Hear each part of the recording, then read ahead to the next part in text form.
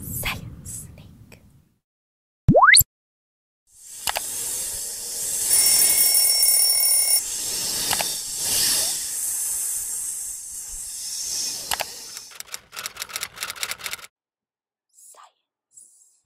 Hello, welcome to my YouTube channel, Science Sneak. So today we're looking at chemistry gas laws, specifically Boyle's law. So let's do the first problem together.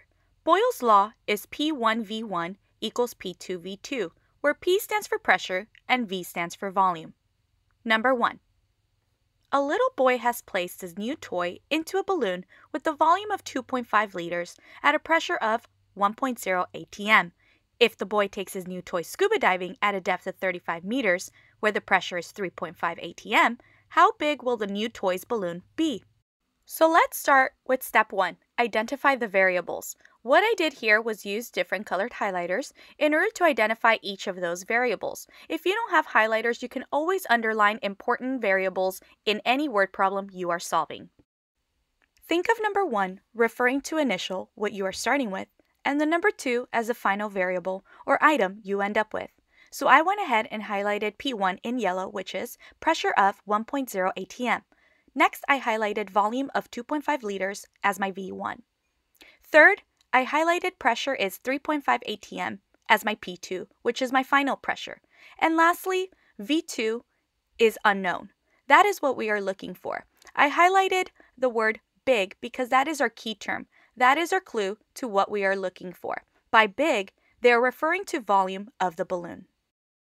Now that we identified all of our variables, we're going to write down all the values. P1 equals 1.0 atm, V1 equals 2.5 liters, P2 equals 3.5 atm, and lastly, V2. V2 is our unknown. We are left with all these questions. Well, what the heck is V2? Wait, what is the final volume? Why did that little boy put his new toy in that balloon? Is he scuba diving alone? How do we use Boyle's law for this sciencey stuff? And that brings me to step 2, plug it in. Use Boyle's law to plug in all of the values we identified in the previous step. P1V1 equals P2V2.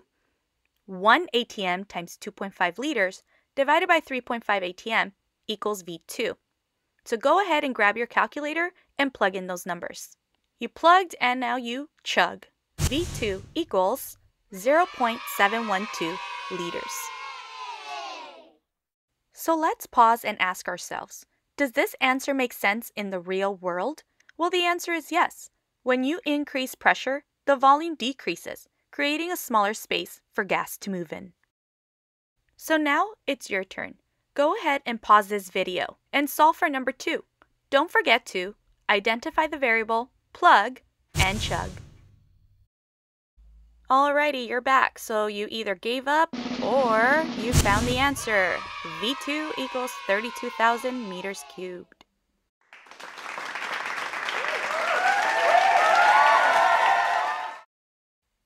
Alrighty, so our final problem with Boyle's law. Boyle's law, P1V1 equals P2V2. Number 3, if a gas has a volume of 1.25 liters and a pressure of 1.75 atm, what will the pressure be if the volume is changed to 3.00 liters? So I went and I put changed in bold because that is our key term. Always look for key terms. Those are your clues in these problems. So first thing you do is identify the variables. P1 equals 1.75 atm.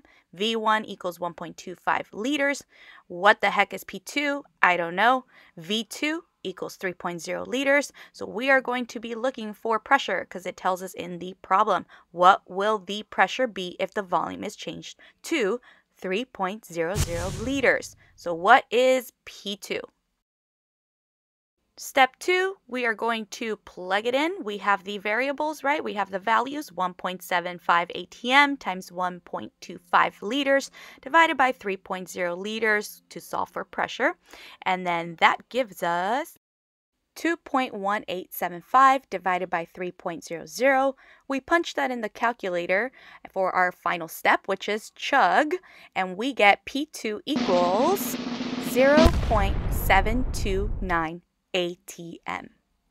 That's it for this video. If you enjoyed it, don't forget to subscribe, like, and comment below. Thanks.